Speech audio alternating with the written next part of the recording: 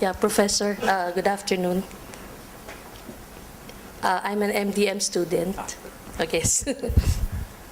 I'm sorry, I have an eye problem, so sometimes I don't see people very well when they're in the back row. Yes, sir. My question is, what safety or protective nets should be put in place for young adults who leave the country for work, especially in the context of global concerns such as HIV/AIDS?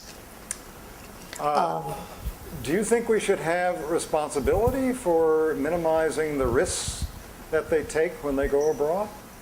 Is that your question? My concern is many Filipinos, young professionals, leave the country. Yep. And they are leaving the country at the prime of their lives. Yep. And in the context of risks, I would like to find out what protective nets or safety nets can be provided by government to help young adults or young professionals who might come back and encounter problems or displacement. Reabsorbing when they return. Yeah. Lots of interesting questions underlie that big question.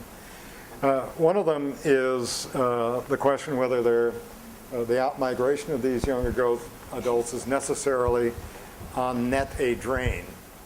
We know that their departure is, but their departure may create opportunities for younger people who are left behind. They might stay in school longer and make investments they would not otherwise make.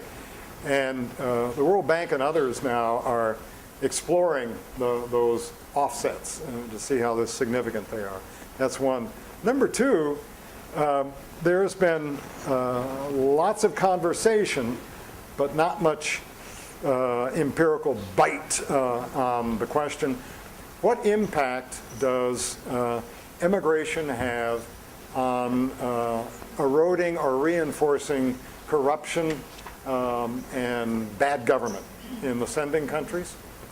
The standard view is, well, that must be straightforward. You always are selecting the young adults who are the best and brightest, and these are the ones that would make a lot of noise and challenge bad institutions and corrupt governments and corrupt individuals.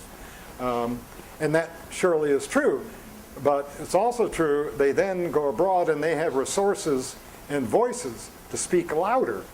And when they return, have a bigger impact on these things that we think matters in terms of growth performance. But, I mean, that's just conversation and hand-waving. What's the empirical evidence? The empirical evidence is on net, the out-migration of Philippine workers should have a positive impact on improving the quality of government and institutions and reducing graft and corruption. If we don't observe it, then the Philippines is an exception, apparently, to the broader rule. So that's some attempt to deal with a very good question.